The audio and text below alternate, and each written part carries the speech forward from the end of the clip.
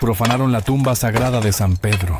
En 846, Roma fue saqueada mientras príncipes cristianos empleaban a los mismos atacantes. Cómo este desastre olvidado forjó las murallas que hoy protegen al Vaticano.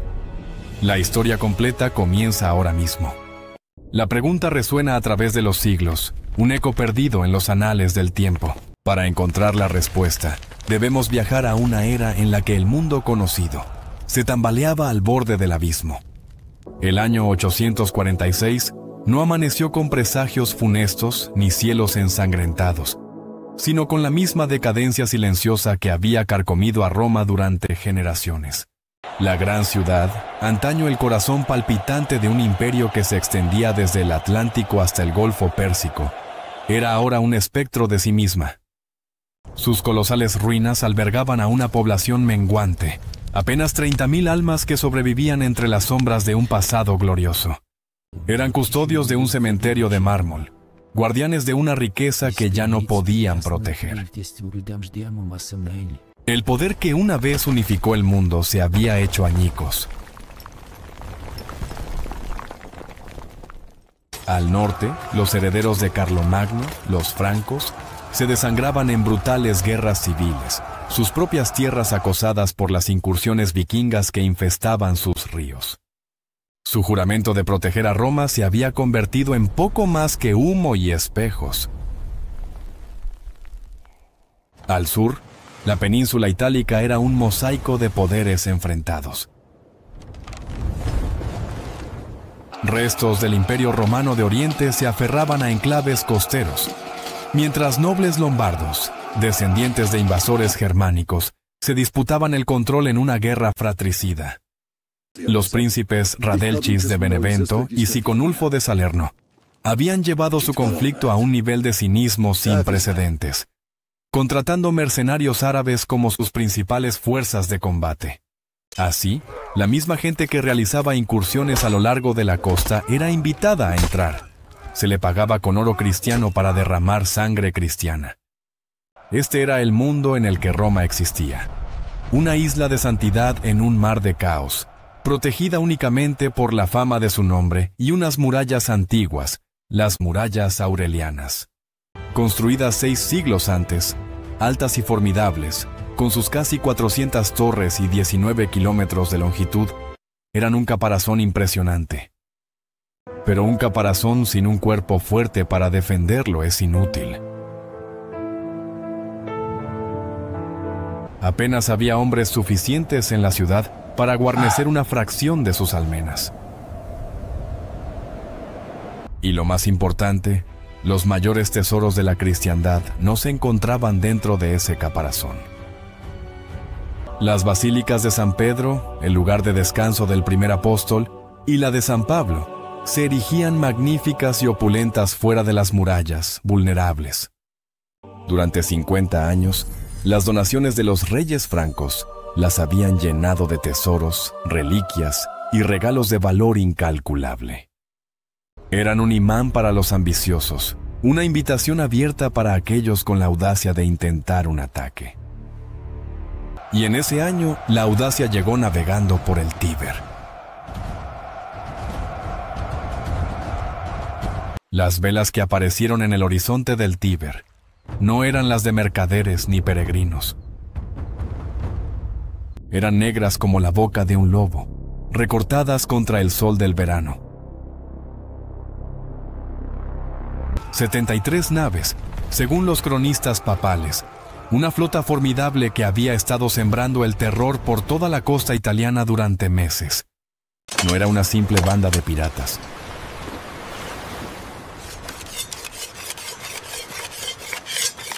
A bordo venían 11.000 hombres, guerreros curtidos en el mar, junto con 500 caballos para incursiones tierra adentro.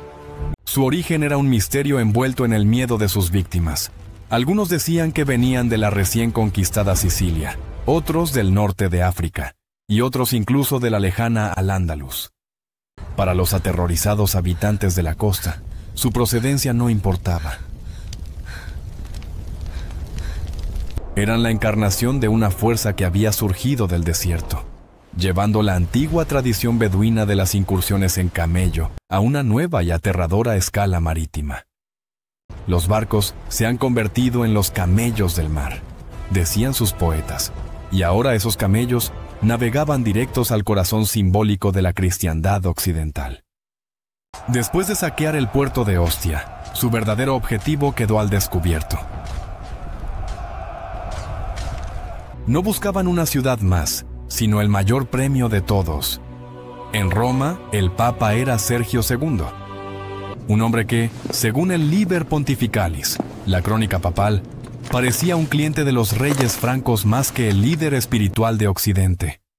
Aparentemente, no prestó atención a las crecientes advertencias, a los informes de ciudades costeras saqueadas y a la constante aproximación de la amenaza. No se hicieron preparativos, no se convocó a ninguna milicia, no se enviaron peticiones urgentes de ayuda. La ciudad permaneció abierta, confiada en unas murallas que no protegían sus lugares más sagrados. Cuando la noticia de que la flota entraba en el Tíber sin oposición llegó a la ciudad, el pánico se desató. Los ciudadanos que vivían en las afueras corrieron a refugiarse tras las murallas aurelianas, sus ojos fijos en el río, observando el avance imparable de las velas negras. Desde las almenas, los pocos guardias y los visitantes extranjeros que habían sido reclutados a la fuerza observaban con horror. En un acto de desesperación, se formó una milicia improvisada.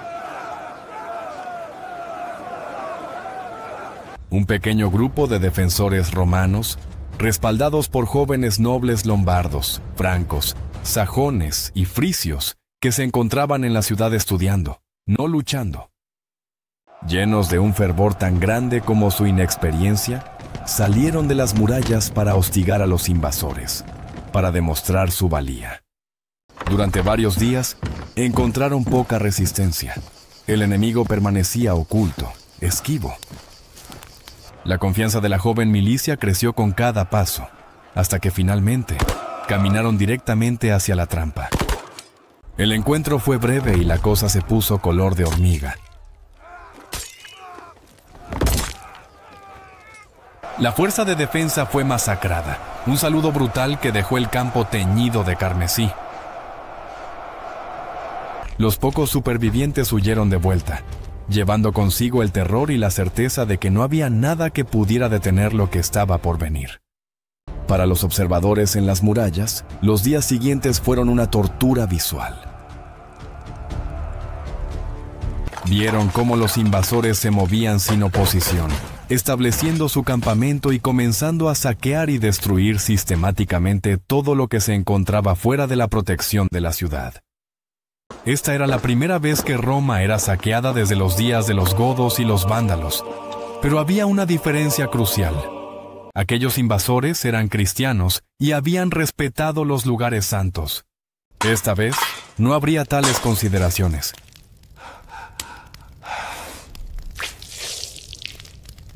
El objetivo principal de los invasores siempre había estado claro: las basílicas.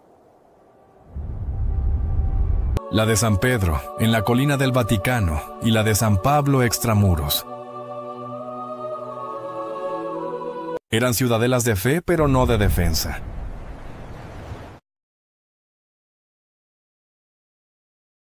Los invasores cayeron sobre ellas como lobos sobre un rebaño. Las puertas sagradas, que solo se abrían para reyes y peregrinos, fueron astilladas. Los gritos de los pocos clérigos y cuidadores que quedaban fueron ahogados por el estruendo del saqueo.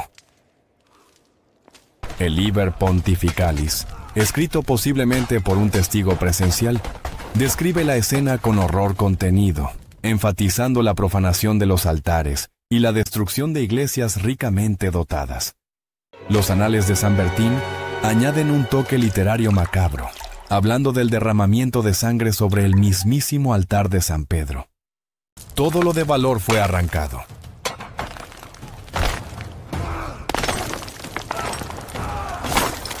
Cruces de oro, candelabros de plata, tapices bordados con hilos preciosos, regalos acumulados durante generaciones de devoción. Los invasores saquearon los relicarios, llevándose huesos de santos y mártires, no por su valor espiritual, sino como curiosidades o para venderlos. La tumba de San Pedro, el fundamento sobre el que se construyó la Iglesia de Occidente, fue profanada.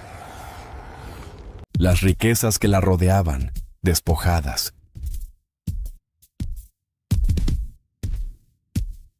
El botín fue cargado en los barcos que esperaban en el Tíber, una cantidad de riqueza tan vasta que justificaba con creces la expedición.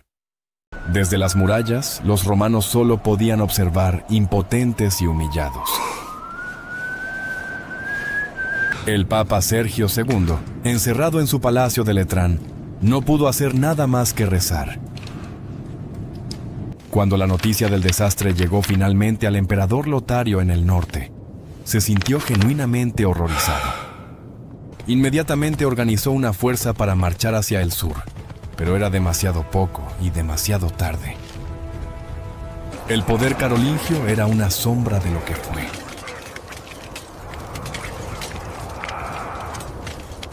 Mientras tanto, los invasores, cargados de tesoros, decidieron que habían conseguido lo que querían. Nunca tuvieron la intención de asaltar la ciudad amurallada. Habría sido un asedio largo y costoso, y el botín fuera de los muros ya era más que suficiente. Comenzaron su retirada, marchando hacia el sur por la Vía Apia, la antigua calzada de los conquistadores. Fue entonces cuando la pequeña fuerza franca enviada por Lotario finalmente los alcanzó. El resultado fue el mismo que el de la milicia romana.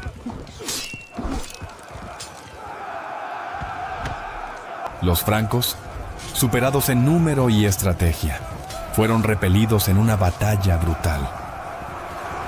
Cerca de Gaeta se reunió un ejército lombardo, pero cuando quedó claro que sus propias ciudades no estaban en peligro y que los invasores solo querían escapar con su botín, el ataque se canceló. La desunión volvía a triunfar.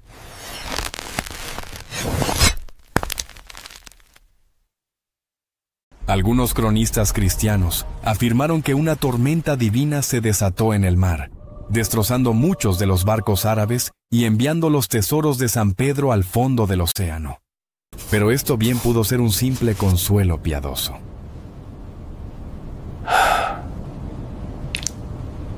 Con toda probabilidad, la incursión había sido un éxito rotundo. Los agresores se marcharon con una riqueza inmensa, dejando tras de sí una Roma humillada y la certeza de que la ciudad, y especialmente sus santuarios, era un objetivo maduro. La palabra se extendió rápidamente entre los diversos grupos de piratas y mercenarios árabes en el sur de Italia. El norte también estaba listo para ser cosechado. Para los ciudadanos de Roma, el mensaje era claro y aterrador. Volverían, y probablemente en mayor número. La crisis exigía un cambio radical.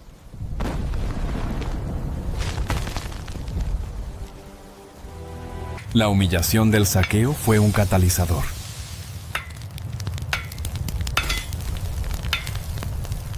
El fracaso de Sergio II era tan evidente que, a su muerte poco después, los romanos no esperaron el consentimiento imperial de los francos para elegir a su sucesor, un acto de desafío nacido de la desesperación.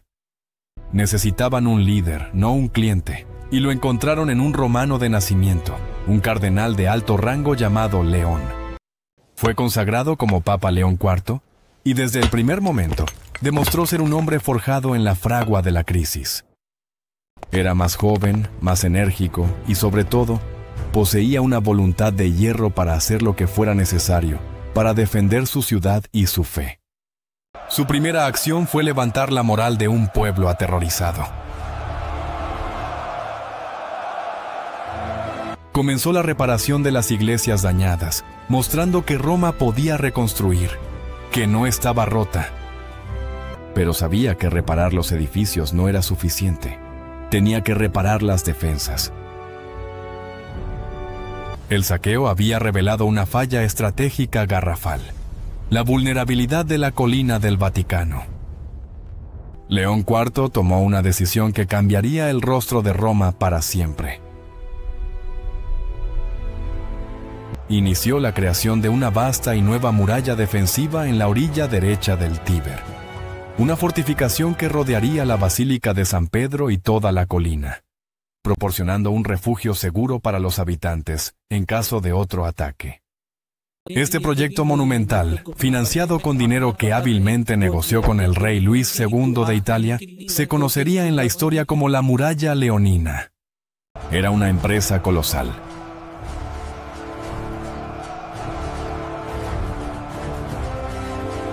Requirió una organización masiva de mano de obra y recursos en una ciudad empobrecida. Pero la voluntad del Papa era inflexible.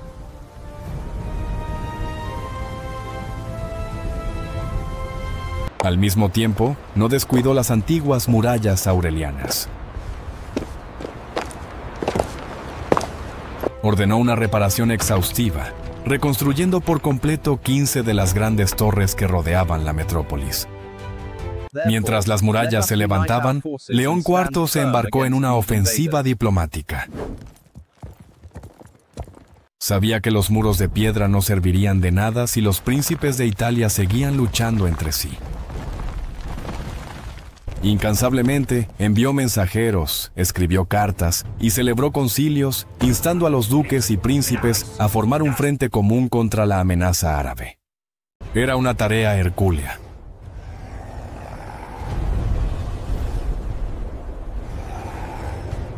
En el sur, la guerra civil lombarda seguía causando estragos.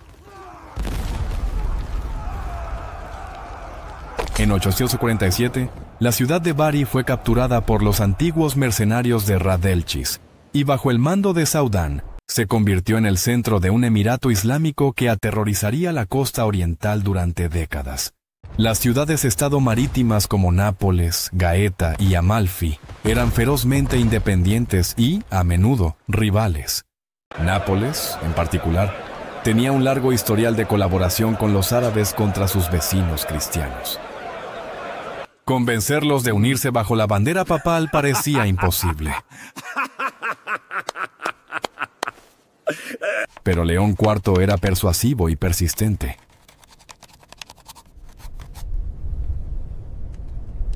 Apeló a su fe, a su seguridad y a su propio interés.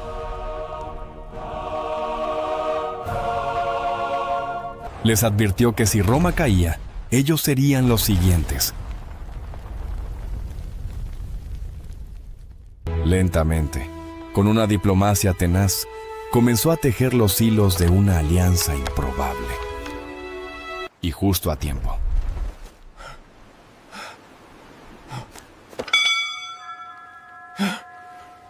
En el año 849, sus peores temores se confirmaron y sus precauciones se justificaron. Los vigías de los antiguos puertos de Ostia avistaron otra flota de invasión en el horizonte.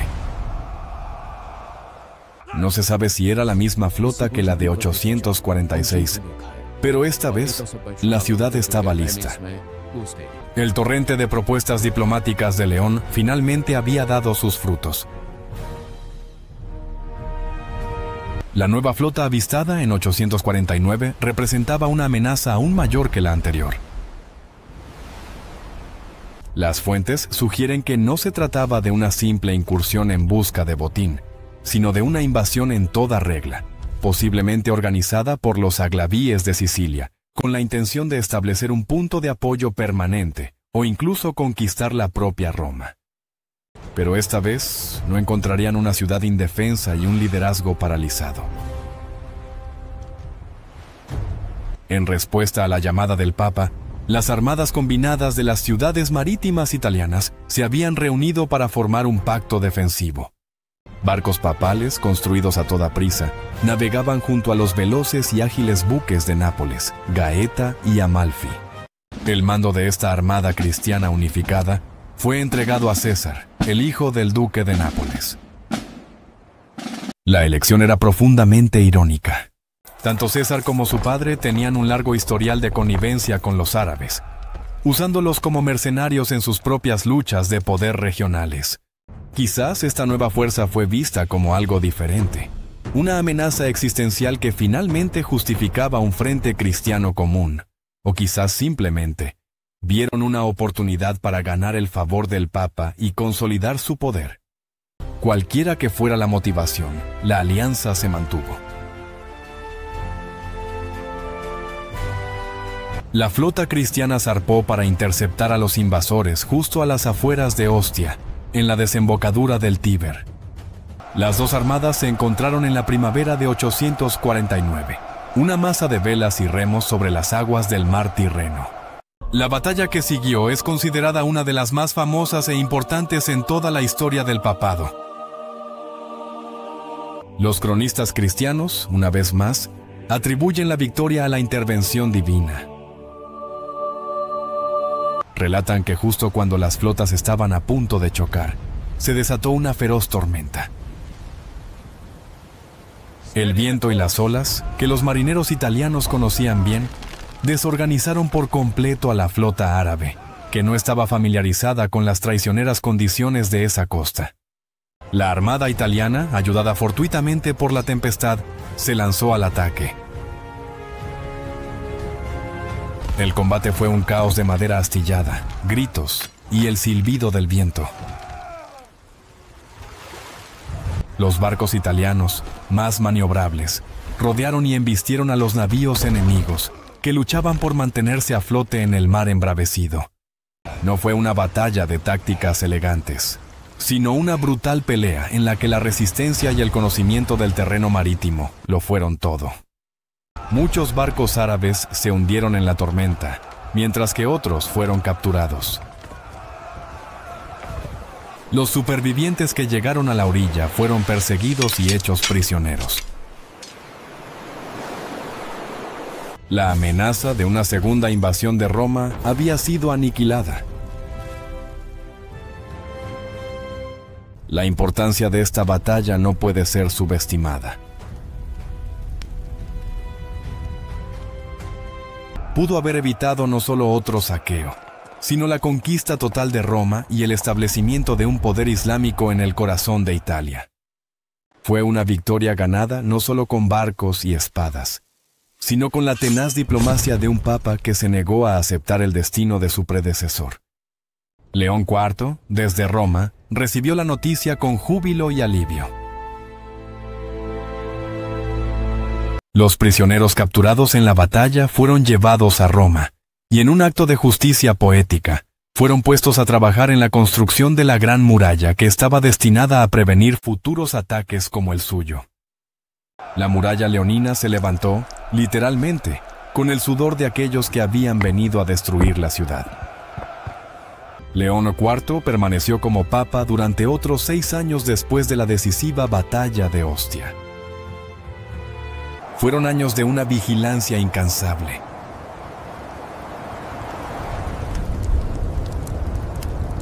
Nunca dio por sentada la seguridad de Roma.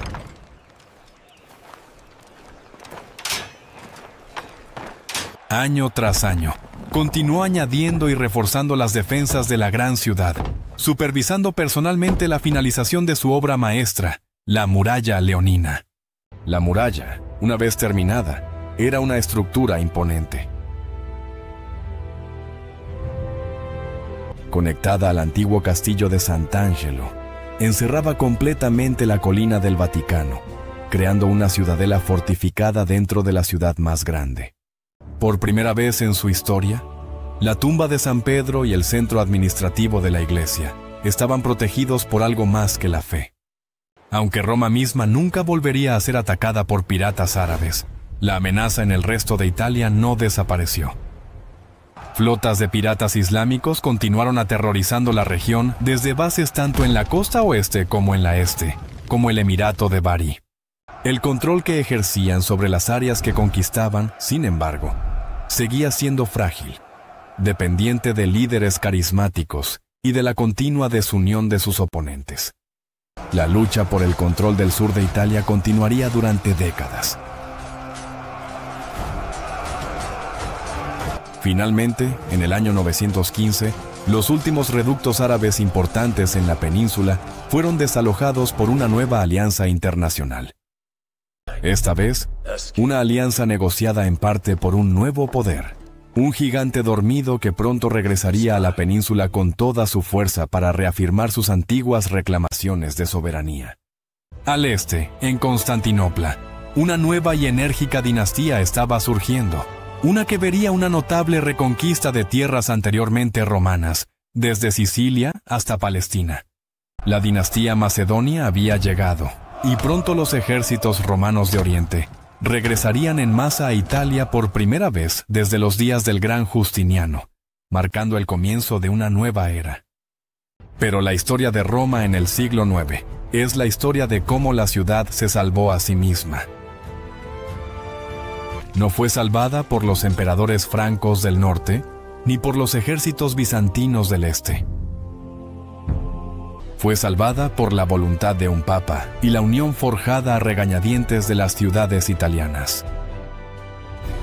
El saqueo de 846 fue una herida profunda, una humillación que expuso la fragilidad del centro del cristianismo. Pero de esa herida nació una fortaleza.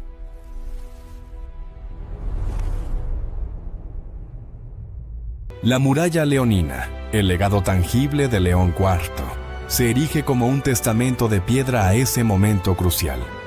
Cada peregrino que camina hacia la plaza de San Pedro, cada turista que admira la cúpula de Miguel Ángel, lo hace dentro de un espacio sagrado que solo existe gracias al desastre de 846 y la respuesta que inspiró. Es la historia de cómo un ataque olvidado, un rayo que casi extingue la luz de Roma, en cambio la obligó a construir una barrera indestructible. Es la respuesta a la pregunta de cómo el caos y la profanación pueden, paradójicamente, dar a luz a un orden y una seguridad que perdurarían por 1000 años. La debilidad expuesta por Sergio II fue respondida por la fuerza de León IV. El terror de las velas negras fue contestado por la unidad de la flota cristiana. Así, un capítulo oscuro y a menudo ignorado de la historia medieval se convirtió en la base sobre la que se construyó uno de los lugares más reconocibles y sagrados del mundo. La narrativa de la Roma del siglo IX es un tapiz tejido con hilos de decadencia y resiliencia, de traición y unidad inesperada. La figura de León IV se agiganta no solo como un constructor de muros, sino como un arquitecto de la supervivencia. Su genio no residió únicamente en la concepción de una defensa física, sino en su comprensión de la geopolítica de una Italia fracturada. Mientras los albañiles levantaban las murallas de la ciudadela leonina, los enviados papales recorrían los caminos peligrosos del sur, llevando mensajes que eran a la vez súplicas y advertencias. En los salones de los duques de Nápoles y Gaeta, estos enviados tuvieron que superar décadas de desconfianza. ¿Por qué deberíamos arriesgar nuestros barcos y nuestros hombres por Roma?, preguntaban los líderes pragmáticos, cuando los lombardos nos amenazan por tierra y los francos nos miran con desdén desde el norte. La respuesta de León, transmitida a través de sus diplomáticos, fue profética.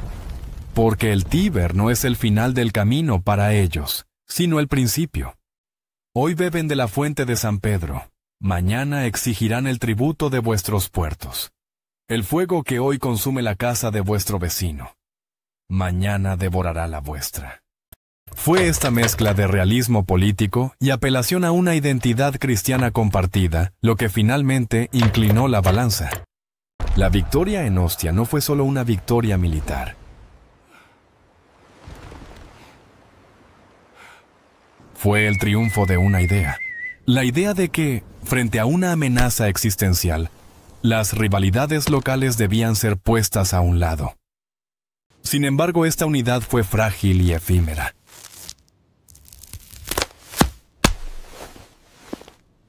Una vez que la amenaza inmediata fue repelida, las viejas disputas y alianzas de conveniencia resurgieron. La historia de Italia en los siglos siguientes continuaría siendo una crónica de división y conflicto interno. Pero la lección de 849 no fue olvidada por completo. quedó grabada en la memoria del papado, que aprendió que su seguridad y autonomía dependían de su propia fuerza y de su capacidad para navegar las turbulentas aguas de la política italiana. El saqueo también tuvo un profundo impacto cultural y psicológico. La profanación de las tumbas apostólicas fue un trauma para la cristiandad occidental. Generó una ola de fervor religioso y una mayor devoción a los santos Pedro y Pablo como protectores de la ciudad. Se escribieron poemas y crónicas que magnificaron el horror del evento, convirtiéndolo en una historia con moraleja sobre la necesidad de la vigilancia y la piedad. La imagen de los sarracenos se consolidó en la imaginación europea como el otro por excelencia, una percepción que influiría en las actitudes y políticas durante las cruzadas 2 siglos más tarde. En el otro lado del Mediterráneo, el evento fue probablemente visto de manera muy diferente. Para los emires y piratas del norte de África o Sicilia, la incursión en Roma no fue un acto de profanación religiosa, sino una operación militar notablemente exitosa. Fue una demostración de su alcance y poder naval, una fuente de inmensa riqueza y prestigio. Roma era simplemente el objetivo más rico y prestigioso de una larga lista de ciudades costeras cristianas, que eran consideradas presas legítimas. La expedición de 846 fue una empresa audaz que reafirmó su dominio en el Mediterráneo central y expuso la debilidad de sus rivales. La fallida expedición de 849 fue un revés, pero no un final. Las incursiones continuaron y el control musulmán sobre Sicilia se consolidaría y duraría más de 200 años, dando lugar a un periodo de notable sincretismo cultural y prosperidad. La historia, por lo tanto, no es una simple línea de buenos contra malos, sino una compleja red de acciones y reacciones, donde la incursión de un grupo es la catástrofe de otro, y la defensa de uno es la agresión para el otro. La muralla leonina no solo protegió al Vaticano, lo definió. Al crear una separación física y defendible del resto de Roma, sentó las bases para el desarrollo del Vaticano como una entidad distinta, una ciudad-estado en miniatura. El muro que León IV construyó para mantener fuera a los invasores también sirvió para consolidar el poder papal dentro de él. Además, la crisis forzó al papado a asumir un rol más activo y secular. León IV, al organizar la defensa, negociar alianzas y financiar la construcción de murallas, actuó más como un príncipe renacentista que como un pontífice medieval temprano. Este precedente de un papado involucrado en la política de poder terrenal se convertiría en una característica definitoria de la historia europea durante los siguientes 1000 años. La historia del saqueo de 846 es, en última instancia, una lección sobre cómo la historia fluye de maneras inesperadas. Un ataque pirata en una Italia caótica condujo directamente a la creación de uno de los enclaves más fortificados y reconocibles del mundo. La debilidad de un imperio lejano obligó a una ciudad a encontrar su propia fuerza. La desunión de los príncipes cristianos hizo necesaria la diplomacia de un papa visionario. Y el trauma de una profanación dio lugar a una fortaleza que protegería el corazón de una fe durante incontables generaciones. Así, cuando uno se para hoy en la inmensidad de la plaza de San Pedro, rodeado por la columnata de Bernini y bajo la mirada de la gran basílica, está de pie en un terreno sagrado que fue una vez un campo de batalla profanado. Se encuentra dentro de los límites de una fortaleza nacida del pánico y la desesperación. Las paredes que lo rodean no son meramente decorativas ni ceremoniales. Son las cicatrices de una herida casi mortal. Un recordatorio de piedra de aquel verano de 846, cuando unas velas negras navegaron por el Tíber para dar una lección brutal. Una lección que Roma, bajo el liderazgo de un papa extraordinario, aprendió bien. La lección de que la fe puede mover montañas, pero que a veces, para proteger esa fe, se necesitan muros muy, muy altos. La historia sigue viva en esas piedras, un susurro silencioso sobre la fragilidad de la civilización y la increíble capacidad humana para reconstruir y fortalecerse a partir de sus propias cenizas, asegurando que el corazón de su mundo no volviera hasta estar expuesto y vulnerable.